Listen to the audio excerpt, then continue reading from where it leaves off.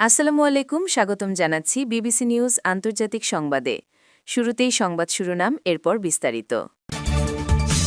খুব শীঘ্রই আলোচনায় বসবে ইরান যুক্তরাষ্ট্র, আশা শাহবাজের। ইরানের সঙ্গে চুক্তি আজই হতে পারে, মার্কিন পররাষ্ট্রমন্ত্রী। লেবাননে হিজবুল্লাহর সঙ্গে সংঘর্ষে ইসরায়েলি সেনা নিহত। দর্শক, এতক্ষণ শুনছিলেন সংবাদ শিরোনাম। এখন বিস্তারিত। আপনি যদি ইসরায়েলের ধ্বংস চান এবং মুসলিমদের পাশে থাকেন, তাহলে ভিডিওতে লাইক করে চ্যানেলটি অবশ্যই সাবস্ক্রাইব করে দিবেন এবং আপনার মূল্যবান মতামত অবশ্যই কমেন্টে লিখে জানিয়ে দিবেন।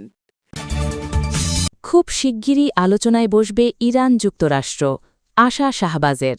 পাকিস্তানের প্রধানমন্ত্রী শাহবাজ শরীফ আশা ব্যক্ত করে বলেছেন, খুব শিগগিরই ইসলামাবাদে যুক্তরাষ্ট্র ও ইরানের মধ্যে আরেক দফা শান্তি আলোচনা অনুষ্ঠিত হতে পারে।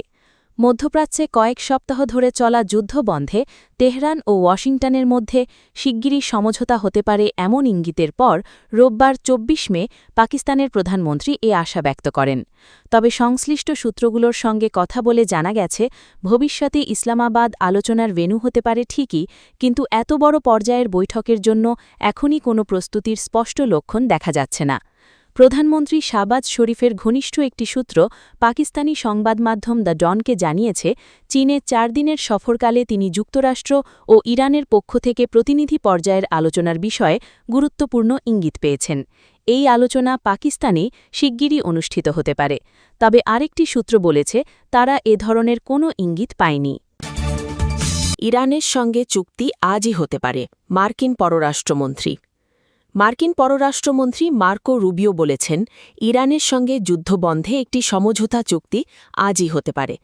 একই সঙ্গে ইসরায়েলের আত্মরক্ষার অধিকার আছে বলেও জানান তিনি। বার্তা সংস্থা এএফপির প্রতিবেদনে এ তথ্য জানানো হয়েছে। বর্তমানে ভারত সফরে আছেন রুবিও। সেখানে নয়াদিল্লিতে সাংবাদিকদের সঙ্গে কথা বলতে গিয়ে তিনি বলেন, গত রাতে কিংবা আজ কোনো অগ্রগতির খবর আসতে পারে বলে আমরা ভেবেছিলাম, তবে এই নিয়ে এখনই বেশি কিছু বলা ঠিক হবে না। তিনি আরও বলেন, ইসরায়েলের নিজের সেনা রক্ষার অধিকার সবসময় আছে। যদি হিজবুল্লাহ ইসরায়েলের দিকে ক্ষেপণাস্ত্র ছোড়ে বা হামলা চালায়, তাহলে জবাব দেওয়ার অধিকার তেল আবিবের অবশ্যই রয়েছে। ভারত সফর শেষে দিল্লি ত্যাগ করার সময় তিনি এসব কথা বলেন। এদিকে ইরানের সঙ্গে নতুন কোনো চুক্তি করতে যুক্তরাষ্ট্র তাড়াহুড়ো করবে না বলে জানিয়েছেন মার্কিন প্রেসিডেন্ট ডোনাল্ড ট্রাম্প। রবিবার ২২ মে নিজের সামাজিক যোগাযোগ মাধ্যম ট্রুথ সোশ্যালে দেওয়া একটি পোস্টে তিনি বলেন, চুক্তি চূড়ান্ত, প্রত্যায়িত এবং স্বাক্ষরিত না হওয়া পর্যন্ত ইরানের ওপর যুক্তরাষ্ট্রের নৌ অবরোধ পুরোপুরি বহাল থাকবে। লেবাননে হিজবুল্লাহর সঙ্গে সংঘর্ষে ইসরায়েলি সেনা নিহত। লেবাননের দক্ষিণাঞ্চলে এক ইসরায়েলি সেনা নিহত হয়েছে। এর ফলে লেবাননের সশস্ত্র গোষ্ঠী হিজবুল্লাহর সঙ্গে চলমান সংঘাতে নিহত ইসরায়েলি সেনার সংখ্যা বেড়ে দাঁড়িয়েছে ২৩ জনে। ইসরায়েলি সেনাবাহিনী এক বিবৃতিতে এ তথ্য নিশ্চিত করেছে। সামরিক বাহিনীর বিবৃতিতে নিহত সেনার নাম প্রকাশ করা হয়েছে। নিহত সেনার নাম নেহুরাই লেইজার। ১৯ বছর বয়সী লেইজার ৬০১তম কমব্যাট ইঞ্জিনিয়ারিং ব্যাটালিয়নের সদস্য ছিলেন এবং দক্ষিণ লেবাননে যুদ্ধে নিহত হন।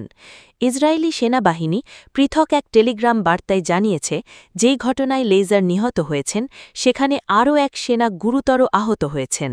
লেবাননে গত ২ মার্চ সংঘাত শুরু হওয়ার পর থেকে এখন পর্যন্ত মোট ২৪ জন ইসরায়েলি নিহত হয়েছেন। এদের মধ্যে ২৩ জন সেনা সদস্য এবং একজন বেসামরিক ঠিকাদার রয়েছেন। ভারতের প্রধানমন্ত্রী নরেন্দ্র মোদীর ভূয়সী প্রশংসা করেছেন মার্কিন প্রেসিডেন্ট ডোনাল্ড ট্রাম্প। নিজেকে মোদীর বড় ভক্ত বলেও উল্লেখ করেছেন তিনি।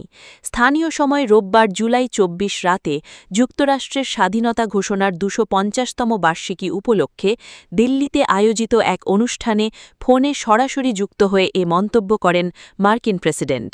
অনুষ্ঠানে মার্কিন পররাষ্ট্রমন্ত্রী মার্কো রুবিও এবং ভারতে মার্কিন দূত সার্জিও গোর উপস্থিত ছিলেন। অনুষ্ঠানে ভারতে নিযুক্ত মার্কিন রাষ্ট্রদূত সার্জিওকে ফোন করে ট্রাম্প বলেন, সার্জিও, তোমাকে আমাদের দেশের প্রতিনিধি হতে হবে, তবে আমি সবার প্রতি শুভেচ্ছা জানাতে চাই। আমি প্রধানমন্ত্রীকে ভালোবাসি। মোদি অসাধারণ, তিনি আমার বন্ধু।